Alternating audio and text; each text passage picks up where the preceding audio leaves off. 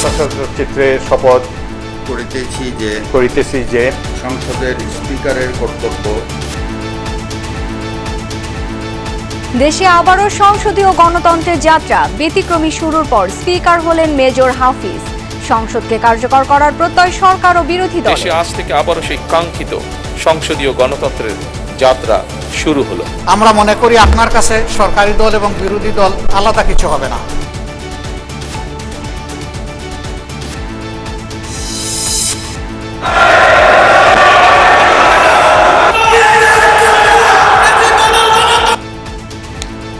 রাষ্ট্রপতির ভাষণ ঘিরে অধিবেশনে উত্তাপ। বিরোধী দলের ওয়াকআউট। গণ অভ্যুত্থানের মধ্য দিয়ে দেশে ফ্যাসিবাদী সরকারের পতন হয়েছে বললেন রাষ্ট্রপতি।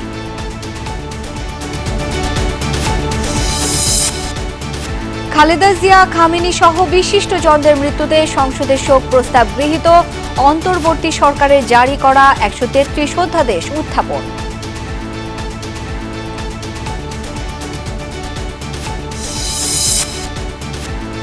বাগেরহাটের রামপালে বরযাত্রীবাহী মাইক্রোর সাথে বাসের মুখোমুখি সংঘর্ষ। বর কনে সহ 13 জনের মর্মান্তিক মৃত্যু।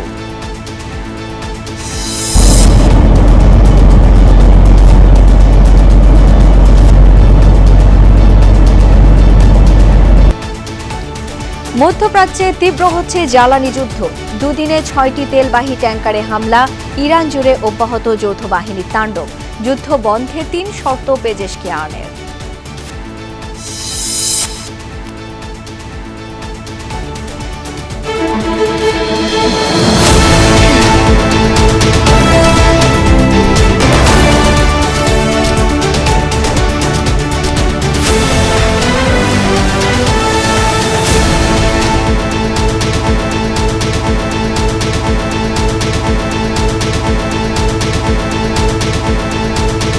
আমন্ত্রণ সন্ধ্যার বাংলাদেশে। সাথে আছি আমি শাওন দত্ত।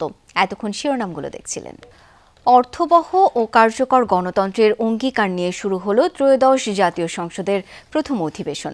যদিও রাষ্ট্রপতির ভাষণের প্রতিবাদে শুরুর দিনে ওয়াকআউট করেছে বিরোধী দল। এর আগে রাষ্ট্রপতি আলাদা কক্ষে নতুন নির্বাচিত স্পিকার হিসেবে শপথ পড়িয়েছেন অবসরপ্রাপ্ত মেজর হাফিজ উদ্দিন আহমদ ও ডেপুটি স্পিকার ব্যারিস্টার কায়সার কামালকে। সংসদের সূচনা বক্তব্যে প্রধানমন্ত্রী তারেক রহমান বলেন, সংসদকে তর্ক বিতর্ক আর জাতীয় সমস্যা সমাধানের কেন্দ্রবিন্দুতে পরিণত করা হবে। গুরুত্বপূর্ণ ইস্যুতে বিরোধী 11 দলের সঙ্গে আলোচনা করার প্রত্যাশা জানিয়েছে বিরোধী দলীয় নেতা ডাক্তার শফিকুর রহমান। জুলাই গণ অভ্যুত্থানের প্রেক্ষাপটে নতুন বাংলাদেশ গণতান্ত্রিক পথ চলার নতুন অধ্যায়ের সূচনা। ত্রয়োদশ জাতীয় সংসদের প্রথম অধিবেশন শুরু হয় বেলা 11টায়। বিসমিল্লাহির রহমানির রহিম। দ্বাদশ জাতীয় সংসদের স্পিকার ও ডেপুটি স্পিকারের অনুপস্থিতিতে সংবিধানের 93(2) অনুচ্ছেদ অনুযায়ী অধিবেশনের শুরুতে প্রধানমন্ত্রী তারেক রহমান সভাপতি হিসেবে দলের প্রবীণ সংসদ সদস্য ড খন্দকার মোশাররফ হোসেনের নাম ঘোষণা করেন। সমর্থন করে সরকারি ও বিরোধী দল। এর আগে তিনি বলেন, জাতীয় সমস্যা সমাধানের কেন্দ্রবিন্দু হবে সংসদ। আমরা এই মহান জাতীয় সংসদকে সকল যুক্তি, তর্ক আর জাতীয় সমস্যা সমাধানের কেন্দ্রবিন্দুতে পরিণত করতে চাই। মাননীয় সভাপতি। এরপর অধিবেশন সভাপতি ঘোষণা করেন স্পিকার ও ডেপুটি স্পিকারের নাম। প্রতিদ্বন্দ্বী প্রার্থী না থাকায় স্পিকার নির্বাচিত হন অবসরপ্রাপ্ত মেজর হাফিজ উদ্দিন আহমদ বীর বিক্রম এবং ডেপুটি স্পিকার নির্বাচিত হন ব্যারিস্টার এম কায়সার কামাল। তাদের নাম সকল সংসদ সদস্যদের সর্বসম্মতিক্রমে গৃহীত হয়। জনাব হাফিজ উদ্দিন আহমদ বীর বিক্রম সর্বসম্মতিক্রমে ও বিনা প্রতিদ্বন্দ্বিতায় বাংলাদেশ জাতীয় সংসদের স্পিকার নির্বাচিত হলেন। সশস্ত্র শপথ করিতেছি যে শপথ গ্রহণের পর নতুন স্পিকার আনুষ্ঠানিকভাবে অধিবেশন পরিচালনা শুরু করেন। নিরপেক্ষতার স্বার্থে বিএনপির স্থায়ী কমিটি থেকে পদত্যাগ করেন স্পিকার হাফিজ উদ্দিন আহমেদ বীর বিক্রম। নিরপেক্ষতার খাতিরে বাংলাদেশ জাতীয়তাবাদী দলের স্থায়ী কমিটির সদস্য পদ থেকে পদত্যাগ করেছি। এরপর তিনি 5 সদস্যের সভাপতিমণ্ডলীর প্যানেলের নাম ঘোষণা করেন। তারা হলেন বিএনপির মির্জা আব্বাস, গয়েশ্বর চন্দ্র রায়, ডক্টর আব্দুল মঈন খান, মোহাম্মদ মনিরুল হক চৌধুরী ও জামায়াতের এটিএম আজহারুল ইসলাম। উপস্থিত সভাপতি মণ্ডলীর তালিকায় যার নাম শীর্ষে থাকবে তিনি স্পিকারের আসন গ্রহণ করবেন। এরপর শোক প্রস্তাব উত্থাপন করা হয়। আলোচনার পর প্রয়াত সাবেক প্রধানমন্ত্রী খালেদা জিয়া, মার্কিন ইসরায়েল হামলায় নিহত ইরানের সর্বোচ্চ নেতা আয়াতুল্লাহ খামেনি সহ প্রয়াত কয়েকজন রাষ্ট্রনায়ক, সংসদ সদস্য ও জুলাই শহীদদের স্মরণ করে শোক প্রস্তাব গৃহীত হয়। দেশনেত্রী বেগম খালেদা জিয়া, তার সাথে পৃথিবীর কোনো ত্যাগের কোনো তুলনা করা যায় না। অন্তর্বর্তী সরকারের আমলে 133টি অধ্যাদেশ জারি করা হয়েছিল। রাষ্ট্র সংস্কার ও জন আকাঙ্ক্ষা বিবেচনা করে অধ্যাদেশগুলো সংসদে উপস্থাপন করেন আইনমন্ত্রী। না হলে 30 দিন পর বাতিল হয়ে যেত অধ্যাদেশগুলো। মহামান্য রাষ্ট্রপতি কর্তৃক জারিকৃত 133টি অধ্যাদেশ। কার্যসূচি অনুযায়ী এরপর সরকারি কর্ম কমিশনের রিপোর্ট উপস্থাপন করেন জনপ্রশাসন প্রতিমন্ত্রী। গঠন করা হয় স্থায়ী কমিটি। কার্য উপদেষ্টা কমিটি মনোনয়ন দেওয়া হলো। সংবিধান অনুযায়ী শেষে সমাপনী ভাষণ দিতে অধিবেশন কক্ষে প্রবেশ করেন রাষ্ট্রপতি মোহাম্মদ শাহাবুদ্দিন। এ সময় বিরোধী 11 দলের সংসদ সদস্যরা ভাষণ প্রত্যাখ্যান করে অধিবেশন থেকে ওয়াক আউট করেন।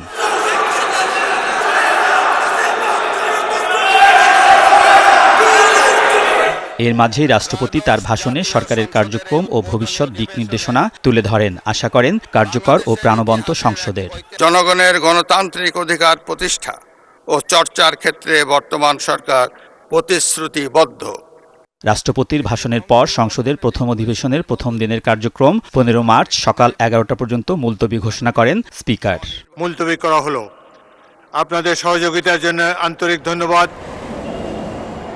ত্রয়োদশ জাতীয় সংসদে সরকারি দলের নিরঙ্কুশ সংখ্যাগরিষ্ঠতা আছে। বিরোধী দলের আসন মাত্র 77। জুলাই গণঅভ্যুত্থানের প্রেক্ষাপটে আশা করা হচ্ছে এবারের সংসদ হবে প্রাণবন্ত ও জবাবদিহিতার কেন্দ্র। আর তাহলেই নিশ্চিত হবে জাতীয় ও জনস্বার্থ, অর্থবহ হবে সংসদ ও গণতন্ত্র। আলমগীর স্বপন, যমুনা নিউজ, জাতীয় সংসদ, ঢাকা। দেশে কাঙ্ক্ষিত গণতন্ত্রের যাত্রা শুরু হয়েছে বলে মন্তব্য করেছেন প্রধানমন্ত্রী ও সংসদ নেতা তারেক রহমান। ত্রয়োদশ সংসদ অধিবেশনের সূচনা বক্তব্যে তিনি বলেন, সরকার এই সংসদকে জাতীয় সমস্যা সমাধানের কেন্দ্রবিন্দু হিসেবে গড়ে তুলতে চায়। দেশের মানুষ এই সংসদের দিকে প্রত্যাশা নিয়ে তাকিয়ে আছে উল্লেখ করে সংসদ নেতা বলেন, স্বনির্ভর বাংলাদেশ গড়তে চায় বিএনপি। সেজন্য দল মত নির্বিশেষে সবার সহযোগিতা প্রত্যাশা করেন প্রধানমন্ত্রী। দীর্ঘ অপেক্ষা, সংগ্রাম আর ত্যাগের ফসল এই সংসদ অধিবেশন কক্ষে সংসদ নেতা ও প্রধানমন্ত্রী তারেক রহমান। লুই আইকানের নান্দনিক এই স্থাপত্যে যেন গোটা দেশকে আগামীর পথে ডেকে নেয়ার প্রতীক্ষা। 12 ফেব্রুয়ারির নির্বাচনের মধ্য দিয়ে গঠিত ত্রয়োদশ জাতীয় সংসদের প্রথম অধিবেশন নবযাত্রার ইঙ্গিত। তারেক রহমানের কাঁধে নতুন ভার আর দায়িত্বের আনুষ্ঠানিকতা। নিজের বয়স সমান রাজনৈতিক অভিজ্ঞতা থাকলেও প্রথমবারের মতো সংসদ সদস্য এবং প্রধানমন্ত্রীও বটে তিনি, তাও এক কঠিন পরিবর্তিত পরিস্থিতিতে। সংসদ নেতা প্রধানমন্ত্রী তারেক রহমানের সূচনা বক্তব্যের মধ্য দিয়েই আনুষ্ঠানিক যাত্রা করল অধিবেশন।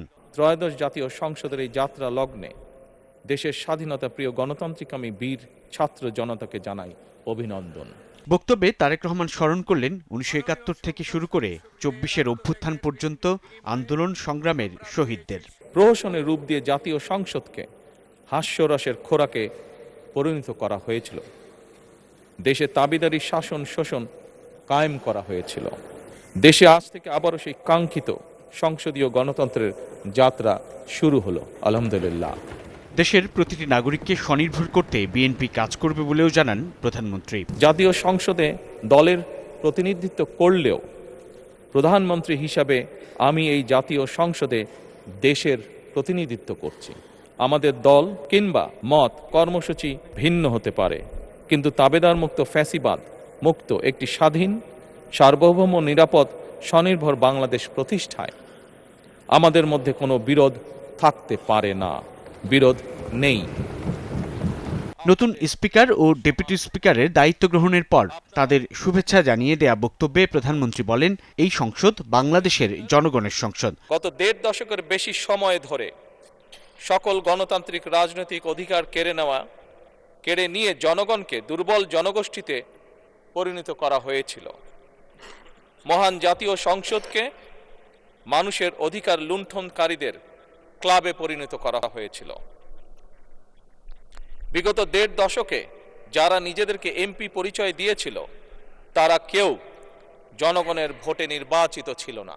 বিরোধিতার জন্য বিরোধিতা নয়, বরং শানিত যুক্তিতর্কের মাধ্যমে আমরা এই সংসদকে প্রাণবন্ত করে তুলতে চাই। সংসদকে কার্যকর ও প্রাণবন্ত করে তুলতে স্পিকারের, ডেপুটি স্পিকার ও বিরোধী দলের ভূমিকা গুরুত্বপূর্ণ বলেও মনে করেন সংসদ নেতা প্রধানমন্ত্রী তারেক রহমান। পরিচালনায় আমরা আপনাদের আনুষ্ঠানিক যাত্রা শুরু হলো ত্রয়োদশ জাতীয় সংসদের, যার প্রথম অধিবেশনের দিনে বেশ ঐতিহাসিক এবং স্মরণীয় ঘটনার সাক্ষী হলো গোটা বাংলাদেশ। গণঅভ্যুত্থান পরবর্তী বাংলাদেশে এই জাতীয় সংসদই হবে উন্নয়ন আর অগ্রগতির কেন্দ্রবিন্দু, কিংবা রাজনীতি আর রাজনৈতিক চর্চার মূলে সেটাই প্রত্যাশা করছেন সাধারণ মানুষ। তাকিয়ে আছেন তাই রাজনীতিকদের দিকেই এবং আইন প্রণেতাদের দিকে। সাইফুদ্দিন রবিন, যমুনা নিউজ, ঢাকা। গণ অভ্যুত্থানের মধ্য দিয়ে ফ্যাসিবাদের পতন হয়েছে, মুক্ত হয়েছে গণতন্ত্র। ত্রয়োদশ সংসদের প্রথম অধিবেশনের ভাষণে একথা বলেছেন রাষ্ট্রপতি মোহাম্মদ শাহাবুদ্দিন। স্মরণ করেন জুলাই অভ্যুত্থানে হতাহতদের, বলেন আওয়ামী লীগ দেশকে দুর্নীতিতে চ্যাম্পিয়ন বানিয়েছিল। ভাষণে তিনি ফ্যামিলি ও কৃষক কার্ড সহ সরকারের গৃহীত বিভিন্ন উন্নয়ন পরিকল্পনার কথা তুলে ধরেন। রাষ্ট্রপতির ভাষণের সূচনাতেই তার অভিশংসন চেয়ে বিক্ষোভ দেখায় বিরোধী দলীয় জোট। তাদের হইচই আর স্লোগানে কিছু সময়ের জন্য উত্তপ্ত হয়ে ওঠে পার্লামেন্ট। এক পর্যায়ে ওয়াকআউট করেন বিরোধীরা। আমরা মহান জাতীয় সংসদে কার্যপ্রণালী বিধি, সংবিধান এবং রেওয়াজসমূহ অনুসরণ করতে চাই। রাষ্ট্রপতির ভাষণকে কেন্দ্র করে ওয়াকআউট করতে পারে বিরোধী দল, এমন ইঙ্গিত ছিল আগেই, হয়েছেও তাই। মহামান্য রাষ্ট্রপতি। প্রথম দিনের অধিবেশনের একেবারে শেষ দিকে বক্তব্যের জন্য রাষ্ট্রপতি মোহাম্মদ শাহাবুদ্দিনের অধিবেশন কক্ষে প্রবেশের ঘোষণা দেওয়ার সাথে সাথেই শুরু হয় হট্টগোল। দয়া করে আপনাদের আসনে বসুন। এর মধ্যেই speaker major of Hafizuddin Ahmed রাষ্ট্রপতির ভাষণের ঘোষণা দিলে আসন ছেড়ে প্রতিবাদ জানান জামায়াত জোটের এমপিরা। প্রদর্শন করা হয় জুলাই গাদ্দারি সংবলিত নানা প্লেকার্ড। মাননীয় সদস্যবৃন্দ, সংসদের শৃঙ্খলা রক্ষা করুন। অনুগ্রহ করে নিজের আসনে বসে পড়ুন। রাষ্ট্রপতির ভাষণ শুরু করলে উচ্চস্বরে প্রতিবাদ জানাতে থাকেন বিরোধী দলের সংসদ সদস্যরা। এক পর্যায়ে স্লোগান দিতে দিতে অধিবেশন কক্ষ ত্যাগ করেন তারা। অভিনন্দন ও শুভেচ্ছা। ভাষণের শুরুতেই মহান মুক্তিযুদ্ধের শহীদদের আত্মত্যাগের কথা স্মরণ করেন রাষ্ট্রপতি। স্মরণ করেন জুলাই গণ অভ্যুত্থানের শহীদদের। বিগত আওয়ামী লীগ সরকারকে আখ্যা দেন ফেসিবাদী হিসাবে। সকলের সম্মিলিত আন্দোলনের ফলে 2024 সালের 5ই আগস্ট তৎকালীন ফ্যাসিস্ট সরকারের পতন ঘটে। দীর্ঘ 1.5 দশকের ফ্যাসিবাদী শাসন আমলে গুম, খুন, বিচার বহির্ভূত হত্যাকাণ্ড এবং ফ্যাসিবাদ বিরোধী আন্দোলনে নির্যাতন ও নিপীড়নের শিকার সাধারণ মানুষ ও রাজনৈতিক দলের সদস্যবৃন্দকে কৃতজ্ঞতার সঙ্গে স্মরণ করছি। প্রায় আধা ঘন্টার বক্তব্যে দেশের বর্তমান অর্থনৈতিক পরিস্থিতি তুলে ধরেন রাষ্ট্রপতি। তুলে ধরেন বিএনপি সরকারের নানা উন্নয়ন পরিকল্পনার কথা। বিনিয়োগ নির্ভর অর্থনীতিতে রূপান্তরই হবে বর্তমান সরকারের মূল লক্ষ্য। কর্মসংস্থান সৃষ্টি ও সম্পদ তৈরিতে বিনিয়োগ নির্ভর অর্থনীতি হবে চালিকা শক্তি। সংসদের ভিতরে রাষ্ট্রপতি যখন বক্তব্য দিচ্ছিলেন তখন সংসদের বাইরেও বিক্ষোভ প্রদর্শন করেন বিরোধী দল। এ সময় ওয়াকআউটের 3 কারণ জানান বিরোধী দলীয় নেতা ডাক্তার শফিকুর রহমান। স্পিকার মহোদয়কে অনুরোধ জানিয়েছিলাম তাকে যেন ভাষণ দিতে দেওয়া না হয়। তারা আমাদের কথা গ্রাহ্য করেন নাই। আমরা সংক্ষুব্ধ হয়ে সংসদ থেকে বের হয়ে এসেছি। এদিন ওয়াকআউট করলেও রোববারের অধিবেশনে বিরোধী দল যোগ দেবে বলে আশা সরকার দলের এমপিদের। সংসদ শুধু ক্ষমতার মঞ্চ নয়, জবাবদিহিতা ও জন আকাঙ্ক্ষা প্রতিফলনের জায়গা। বিশিষ্টজনরা বলছেন 24-এর গণ অভ্যুত্থান পরবর্তী যে জন আকাঙ্ক্ষা তৈরি হয়েছে তা পূরণে সরকার কাজ করবে। আর বিরোধী দল আগের মতো শুধু স্তুতি গাওয়া নয়, সংসদকে কার্যকর করতে রাখবে ভূমিকা। বিশিষ্টজনরা বলছেন একটি কার্যকর সংসদেই হতে পারে গণতন্ত্রের সবচেয়ে বড় ভরসা। আরিফুর রহমান সবুজ, যমুনা নিউজ, ঢাকা। রাষ্ট্রপতির বক্তব্য ইস্যুতে প্রথম দিনেই সংসদ থেকে ওয়াকআউট করায় বিরোধী দলের প্রতি কটাক্ষ করেছেন সরকারি দলের সংসদ সদস্যরা। বলেছেন বিরোধীদের এমন আচরণ উগ্র ও দ্বিচারিতার শামিল। প্রত্যাশা করেন পরবর্তী অধিবেশনে ওয়াকআউটের চর্চা থেকে বেরিয়ে আসবে বিরোধী দল। সংসদকে জবাবদিহিতার কেন্দ্রে পরিণত করার প্রত্যয় ব্যক্ত করেন তারা। রাজপথ থেকে সংসদে বিএনপি নেতারা বহুলকাঙ্ক্ষিত দিনটি স্মরণীয় রাখতে বেশিরভাগ বিএনপির দলীয় সংসদ সদস্যরা পরিবার নিয়ে প্রথম দিন সংসদে আসেন। প্রথম অধিবেশনে বিএনপির সিনিয়র নেতারা বিভিন্ন ইস্যুতে বক্তব্য দিলেও নবীনরা ছিলেন শিক্ষার্থীর ভূমিকায়। সংসদকে প্রাণবন্ত ও জবাবদিহিতার কেন্দ্রে পরিণত করতে দৃঢ় প্রত্যয়ী তারা। সকল নাগরিকের মৌলিক অধিকারের যে বিষয়গুলি থাকে সেটা নিশ্চিত করার জন্য আমরা সংসদে কথা বলবো। আমরা একটি গণতান্ত্রিক, আমরা একটি উন্নয়নের, আমরা একটা নিরাপদ বাংলাদেশ গড়তে চাই। যারা আমাকে নির্বাচিত করেছে তাদের জন্য কাজ করব এবং তাদের ভাগ্যের পরিবর্তন করার জন্যই আমি সংসদে এসেছি। আশা করি যে দেশের মানুষের কল্যাণে আমরা কাজ করতে পারবো। বিষয়ভিত্তিক যে বিষয়গুলো রয়েছে, কার্যক্রমগুলো রয়েছে, সেগুলো সংসদের মাধ্যমে আমরা জাতির কাছে আমরা জবাবদিহিতা করবো ইনশাআল্লাহ। দেশের মানুষকে তারেক রহমানের নেতৃত্বে আমরা কিছু করতে পারবো, কিছু দিতে পারবো, সেভাবে আমরা ইনশাআল্লাহ কাজ করব। তবে রাষ্ট্রপতির ভাষণ দেওয়া ইস্যুতে উত্তাপ তৈরি হয় সংসদে। বিরোধী দলের ওয়াকআউটকে অপ্রত্যাশিত মনে করেন সরকারি দলের সংসদ সদস্যরা। কেউ কেউ একে দ্বিচারিতা বলেও উল্লেখ করেন। তারা তো রাষ্ট্রপতির কাছে বঙ্গভবনে গিয়ে শপথ নিয়েছেন, তো আজকে সংসদে ধরেন আলোচনায় থাকার জন্য কিংবা পাবলিককে দেখানোর জন্য দাবি রেজ করলে হবে না। সে সময় যদি তারা আপনার সিদ্ধান্ত নিত যে আমরা ফেসিবাদের রাষ্ট্রপতির কাছে শপথ নিব না, তাহলে গার্ডস বোঝা যেত। উগ্র আচরণের মধ্য দিয়ে বয়কট করেছে, ওয়াকআউট করেছে, এছাড়া অত্যন্ত সুন্দর এবং চমৎকার। বর্তমান সংসদে অভিজ্ঞ পার্লামেন্টারিয়ানের সংখ্যা সবচেয়ে কম, সংখ্যাটা ৭১। তাই সংসদীয় গণতন্ত্র চর্চাকে দলীয় দৃষ্টিকোণ থেকে না দেখার পরামর্শ সরকারি দলের সিনিয়র সংসদ সদস্যদের। যে রাষ্ট্রপতির সাথে তারা আলাপ আলোচনা করেছে ৫ই আগস্টের বিকেলবেলা 6 আগস্ট, এবং যে রাষ্ট্রপতির কাছে অন্তর্বর্তী সরকারের প্রধান উপদেষ্টা সহ অন্যান্য উপদেষ্টারা শপথ নিয়েছেন, তাদের ২-১জন তো এই সংসদের সদস্য হয়ে আসছেন। তো সেটা তাদেরকে জিজ্ঞেস করা যায় এই স্ববিরোধিতা কেন। আর গণতান্ত্রিক সংস্কৃতিতে পার্লামেন্টের কালচারে ওয়াকআউট নতুন কোনো ঘটনা নয়, করতেই পারে। রোববার সংসদীয় কমিটির সভায় চূড়ান্ত হবে ঈদের আগে কবে মুলতবি হচ্ছে এই অধিবেশন। ১৯৯১ সাল যেন আরেকবার ফিরে এলো। সেবার প্রথমবারের মতো সংসদ সদস্য হয়ে সংসদ নেতা ও প্রধানমন্ত্রী হয়েছিলেন প্রয়াত বিএনপি চেয়ারপারসন ও সাবেক 3বারের প্রধানমন্ত্রী খালেদা জিয়া। সেই ঘটনার যেন পুনরাবৃত্তি ঘটালেন তার ছেলে তারেক রহমান। শুধু প্রধানমন্ত্রী নয়, এবার বিরোধী দলের নেতাও প্রথমবারের মতো সংসদ সদস্য। সব মিলিয়ে এই সংসদে এবার ২২৫ জন নতুন মুখ। তবে সেই তুলনায় বেশ অভিজ্ঞ স্পিকার হাফিজউদ্দিন আহমদ। আরিফিন শাকিল, যমুনা নিউজ, ঢাকা। ত্রয়োদশ জাতীয় নির্বাচনে নিজেদের ইতিহাসে সেরা ফলাফল করে প্রথমবার জাতীয় সংসদে বিরোধী দলের আসনে জামায়াত ইসলামী। আর আগে কখনো সংসদ সদস্য নির্বাচিত না হওয়া জামায়াত আমিরও প্রথমবারের মতো হলেন বিরোধী দলীয় নেতা। তাই তো ঐতিহাসিক সংসদের প্রথম অধিবেশনে জুলাই অভ্যুত্থানের শহীদদের প্রতি কৃতজ্ঞতা জানিয়ে দিলেন জনগণের অধিকার রক্ষা ও ন্যায্য সরকারের প্রতিষ্ঠার বার্তা। বৃহস্পতিবার ত্রয়োদশ জাতীয় সংসদের প্রথম অধিবেশন শুরুর আগেই সংসদে একে একে প্রবেশ করেন বিরোধী দলের নেতারা। সভাপতি বেলা ১১টায় শুরু হয় ত্রয়োদশ জাতীয় সংসদের ঐতিহাসিক অধিবেশন। সভাপতিত্ব করেন বর্ষিয়ান রাজনীতিবিদ বিএনপির স্থায়ী কমিটির সদস্য ডক্টর খন্দকার মোশাররফ হোসেন। সভাপতি হিসেবে তাকে স্বাগত জানান বিরোধী দল, তবে জানান আক্ষেপের কথাও। মহান সংসদের সভাপতি করার জন্য যার নাম প্রস্তাব করেছেন, উনি অত্যন্ত একজন সজ্জন, উনি অত্যন্ত প্রাচীন রাজনীতিবিদ।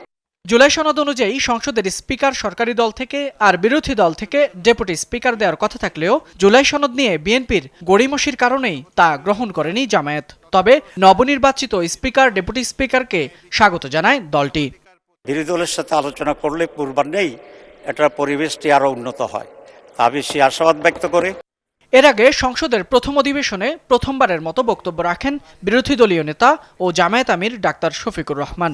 বলেন, সংসদকে শক্তিশালী করার পাশাপাশি জনগণের অধিকার রক্ষা ও ন্যায্য সরকার প্রতিষ্ঠায় ভূমিকা রাখতে চায় তার দল। আজকের এই সংসদে অনেক তরুণ সদস্য এখানে আজকে এসেছেন। আমিও বয়সে একটু বেশি হলেও আমিও তরুণ।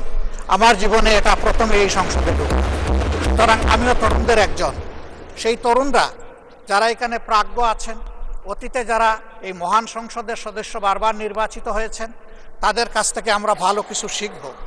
কোনো নির্দিষ্ট দলের না হয়ে স্পিকারের কাছে ন্যায় বিচার পাওয়ার আশা প্রকাশ করেন বিরোধী দলীয় নেতা। সরকারের কোনো কোনো প্রস্তাবে বিরোধী দল হিসেবে সমর্থন জানিয়েছে জামায়াত ইসলামী, আবার কোনো কোনো প্রস্তাবে তীব্র আপত্তি জানিয়েছে দলটি। তারা বলছে জনগণের কল্যাণে কাজ করে যেতে চান এই সংসদে দাঁড়িয়ে, সেই সাথে সরকারের গঠনমূলক সমালোচনার মাধ্যমে ভূমিকা রাখতে চান কার্যকর বিরোধী দল হিসেবে। ফয়সাল মাহমুদ, যমুনা নিউজ, ঢাকা। ত্রয়োদশ জাতীয় সংসদের প্রথম অধিবেশনে সাবেক প্রধানমন্ত্রী ও বিএনপি চেয়ারপারসন বেগম খালেদা জিয়া সহ প্রয়াত 31 জন সংসদ সদস্য ও জুলাই যোদ্ধাদের নামে শোক প্রস্তাব গ্রহণ করা হয়েছে। এছাড়া শোক প্রস্তাবে ভারতের সাবেক প্রধানমন্ত্রী মনমোহন সিং, ইরানের সর্বোচ্চ ধর্মীয় নেতা আয়াতুল্লাহ খামেনি সহ দেশি বিদেশি বিশিষ্টজনের নামও অন্তর্ভুক্ত করা হয়। স্পিকার শোক প্রস্তাব উত্থাপন করলে সর্বসম্মতভাবে তা গ্রহণ করেন সংসদ সদস্যরা। শপথ নেয়ার পর সংসদ অধিবেশন পরিচালনা করেন স্পিকার হাফিজউদ্দিন আহমেদ। শুরুতে সাবেক প্রধানমন্ত্রী খালেদা জিয়া, সাবেক সংসদ উপনেতা ও আওয়ামী লীগের সাবেক মন্ত্রী মতিয়া চৌধুরী ও সাবেক রাষ্ট্রপতি ডাক্তার AQM বদরুদ্দোজা চৌধুরী সহ 31 জন সংসদ সদস্যের প্রয়াণে শোক প্রস্তাব উত্থাপন করেন তিনি। এছাড়াও ভারতের সাবেক প্রধানমন্ত্রী মনমোহন সিং, পোপ ফ্রান্সিস, ইরানের সর্বোচ্চ ধর্মীয় নেতা আয়াতুল্লাহ খামেনি সহ বিভিন্ন দেশের রাষ্ট্রপ্রধানদের নাম শোক প্রস্তাব হিসেবে পেশ করা হয়। এই সংসদ দেশনেত্রী বেগম খালেদা জিয়াকে গভীর শ্রদ্ধার সাথে স্মরণ করছে এবং তার মৃত্যুতে মহান জাতীয় সংসদ গভীর শোক ও দুঃখ প্রকাশ করছে। এরপর প্রয়াতদের আত্মার মাগফিরাত ও শান্তি কামনায় 1 মিনিট নীরবতা পালন করা হয়। শোক প্রস্তাবের উপর আলোচনা হয়। মৃত দেশনেত্রী খালেদা জিয়া জীবিত খালেদা জিয়ার চেয়ে অনেক বেশি পাওয়ারফুল। তার আত্মত্যাগ এই প্রত্যক্ষ করেই আমরা বড় হয়েছি এবং দেশের প্রতি, জনগণের প্রতি দায়বদ্ধতার শিক্ষা গ্রহণ করেছি।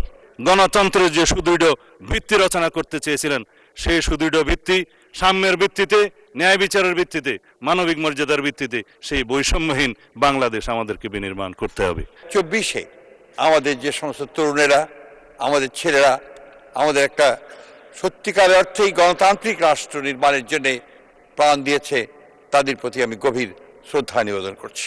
বিরোধী দলীয় উপনেতা জামায়াতে ইসলামের নায়েবে আমির তার দলের প্রয়াত এমপি ও শরীফ ওসমান হাদি সহ কয়েকজনের নাম শোক প্রস্তাবে অন্তর্ভুক্ত করার দাবি তোলেন। জুলাই যোদ্ধাদের পক্ষে শোক প্রস্তাব চান বিরোধী দলীয় চিফ হুইপ। শোক প্রস্তাবটি এক পেশে করে তৈরি করেছে।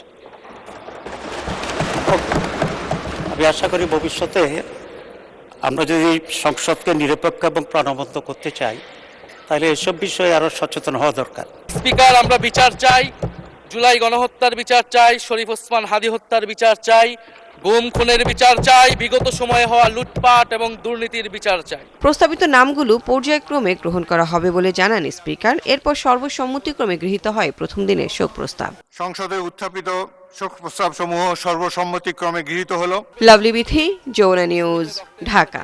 ত্রয়োদশ জাতীয় সংসদের প্রথম অধিবেশনে অন্তর্বর্তী সরকারের সময় জারিকৃত 133টি অধ্যাদেশ উত্থাপন করা হলো। আইন, বিচার ও সংসদ বিষয়ক মন্ত্রী মোহাম্মদ আসাদুজ্জামান অধ্যাদেশগুলো সংসদে উপস্থাপন করেন। 8 জুলাই 2024 অন্তর্বর্তী সরকার গঠনের পর ত্রয়োদশ জাতীয় সংসদ নির্বাচনের আগ পর্যন্ত 133টি অধ্যাদেশ জারি করে ডক্টর ইউনূস প্রশাসন। এসব অধ্যাদেশের মধ্যে প্রশাসনিক সংস্কার থেকে শুরু করে রাজনৈতিক ও আইনি নানান গুরুত্বপূর্ণ বিষয় রয়েছে। উল্লেখযোগ্য অধ্যাদেশগুলো আর্থিক খাত, স্থানীয় সরকার, জুলাই গণ অভ্যুত্থান, বিশেষ নিরাপত্তা বাহিনী ও বিচার বিভাগ, নির্বাচনী সংস্কার, উন্নয়ন, প্রশাসন, জ্বালানি ও শিল্প বিষয়ক। মহামান্য রাষ্ট্রপতি কর্তৃক জারিকৃত 133টি অধ্যাদেশ গণপ্রজাতন্ত্রী বাংলাদেশের সংবিধানের অনুচ্ছেদ 93 এর দফা 2 ও 4 এর বিধান অনুযায়ী এই মহান সংসদে উপস্থাপন করছি। স্পিকার ও ডেপুটি স্পিকার নির্বাচন, শোক প্রস্তাব, সংসদীয় কমিটি মনোনয়নের পর আইনমন্ত্রী আসাদুজ্জামান সংসদে 133 অধ্যাদেশের সবগুলোই উত্থাপন করেন। ধন্যবাদ মাননীয় মন্ত্রী। আইনমন্ত্রী কর্তৃক বর্ণিত 133টি অধ্যাদেশ সংসদে উপস্থাপিত হলো। এসব অধ্যাদেশ সরাসরি পাশ বা বাতিল না করে সংসদের একটি বিশেষ কমিটির কাছে পাঠানো হবে। সেখানে যাচাই বাছাই শেষে প্রয়োজন অনুযায়ী সংশোধন, অনুমোদন বা বাতিলের সুপারিশ করা হবে। স্পিকার, আপনার মাধ্যমে আখলাকুস সাফা, যমুনা নিউজ, ঢাকা। ত্রয়োদশ জাতীয় সংসদের প্রথম অধিবেশনে উপস্থিত ছিলেন সাবেক প্রধান উপদেষ্টা ডক্টর মোহাম্মদ ইউনূস, প্রধান নির্বাচন কমিশনার এএমএম নাসির উদ্দিন, ৩ বাহিনী প্রধান সহ বিশিষ্টজনেরা উপস্থিত ছিলেন। প্রধানমন্ত্রী তারেক রহমানের পরিবারের সদস্যরাও। অধিবেশন শেষে প্রতিক্রিয়ায় বিশিষ্টজনরা বলেন, দেশ ও মানুষের উন্নয়নে কাজ করতে সংসদে গুরুত্বপূর্ণ ভূমিকা রাখবে সরকার ও বিরোধী দলীয় সংসদ সদস্যরা। এবারের সংসদ গণতান্ত্রিক যাত্রাকে অব্যাহত রাখবে বলেও প্রত্যাশা ব্যক্ত করেন তারা। বলেন, ত্রয়োদশ জাতীয় সংসদ নির্বাচনে দেশের মানুষের ভোটে নির্বাচিত সংসদ সদস্যরা জনগণের প্রতিনিধিত্বই করবেন সংসদে। বাংলাদেশের লড়াকু জনগণ প্রত্যেকটি জনাব মোহাম্মদ আসাদুজ্জামানকে সংবিধানে 93 মাননীয় প্রধানমন্ত্রী তারেক রহমান সাহেব, বিরোধী দলের নেতা জনাব শফিকুর রহমান সাহেব, ওনারা দুজনই নতুন। আমাদের জুলাই গণ অভ্যুত্থানকালে যে ছাত্ররা ছিল, নাহিদ, আক্তার, ওরা যখন ঢুকলো, হাসনাত, খুব ইমোশনাল লাগছিল। আর সবাইকে খুব মানে পিসফুল একটা কোএক্সিস্টেন্স রাখতে চাচ্ছে এরকম মনে হচ্ছিল। বাগেরহাটের রামপালে বাসের সাথে বরযাত্রীবাহী মাইক্রোবাসের মুখোমুখি সংঘর্ষে একই পরিবারের 12 জন সহ 13 জন নিহত হয়েছেন। নিহতদের মধ্যে বর কনেও রয়েছেন। আহত দুজনের অবস্থাও গুরুতর বলে জানিয়েছেন চিকিৎসক। বিকেলে মোংলার বাবুবাড়ি এলাকায় ভয়াবহ এই দুর্ঘটনা ঘটে। মরদেহগুলো রাখা হয়েছে খুলনা মেডিকেল ও মোংলা স্বাস্থ্য কমপ্লেক্সে। বিয়ে শেষে কনেকে নিয়ে বাড়ি ফিরছিল বরপক্ষ, কিন্তু পথে বাসের সাথে মাইক্রোবাসের সংঘর্ষে মুহূর্তেই আনন্দযাত্রা পরিণত হল শোকে। না ফেরার দেশে পাড়ি জমালেন একই পরিবারের 12 জন সদস্য সহ 13 জন। পুলিশ জানায়, খুলনার কয়রায় মিতু ও সাব্বির হোসেনের পারিবারিকভাবে বিয়ে সম্পন্ন হয়। পরে কনেকে নিয়ে মোংলায় বাড়ির উদ্দেশ্যে রওনা হয় বরপক্ষের লোকজন। বিকেলে রামপালে খুলনা মোংলা মহাসড়কের বাবুরবাড়ি এলাকায় পৌঁছালে নিয়ন্ত্রণ হারান মাইক্রোবাসের চালক। এ সময় বিপরীত দিক থেকে আসা নৌবাহিনীর একটি বাসের সাথে সংঘর্ষ হয়। এতে ঘটনাস্থলেই মৃত্যু হয় 4 জনের। মোংলা থেকে একটি নৌবাহিনীর একটি বাস খুলনাগামী যেতেছিলেন, আর বিপরীত দিক থেকে একটা বিয়ের গাড়ি বরযাত্রী সহ সেই মুখোমুখি সংঘর্ষণ হয়। সংঘর্ষণ হওয়ার পরে তাৎক্ষণিকভাবে স্পটে 4 জন মারা যায়। আহতদের উদ্ধার করে রামপাল স্বাস্থ্যকেন্দ্র এবং খুলনা মেডিকেলে নেওয়া হলে আরও 11 জনকে মৃত ঘোষণা করেন চিকিৎসক। এছাড়া আহত 2 জন খুলনা মেডিকেলে চিকিৎসাধীন রয়েছে। এই ফ্যামিলির যে বড় সন্তান নাম জনি, সে আমাকে আনুমানিক 4:45-এর দিকে ফোন দিয়ে বলল যে মিঠু, আমার ফ্যামিলির সবাই একই গাড়িতে ছিল, আমি বাদে বাকি সবাই একই গাড়িতে ছিল, তারা সবাই অ্যাক্সিডেন্ট করে মারা গেছে। 9 জন এসেছিলেন, তার মধ্যে 9 জনই মানে 8 জনকে আমরা মৃত অবস্থায় পেয়েছি, আর একজন হচ্ছে খুবই সংকটাপন্ন অবস্থায় ভর্তি হয়েছিল, এখন চিকিৎসাধীন অবস্থায় মারা গেছে। দুর্ঘটনার খবর পৌঁছালে বর ও কনে পক্ষের এলাকায় নেমে আসে শোকের ছায়া। সাইফ আহমেদ, যমুনা নিউজ।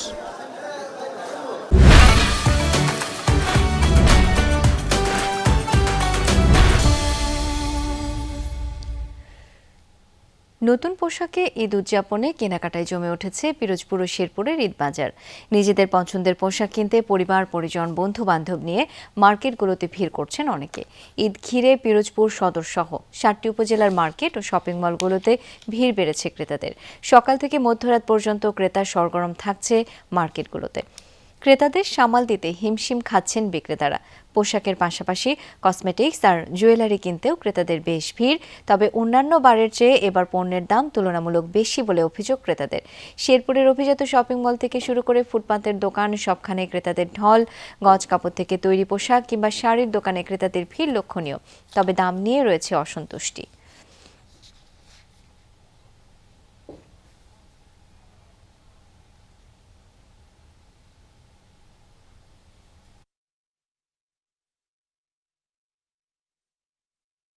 মধ্যপ্রাচ্যের যুদ্ধ পুরো দমে রূপ নিয়েছে জ্বালানি যুদ্ধে।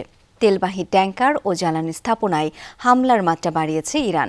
গত দুদিনে অন্তত 6টি ট্যাঙ্কারে হয়েছে হামলা। ইসরায়েলকে লক্ষ্য করে পাল্টা হামলা অব্যাহত রেখেছে তেহরান। তাণ্ডব থামেনি যুক্তরাষ্ট্র ইসরায়েল যৌথ বাহিনীর।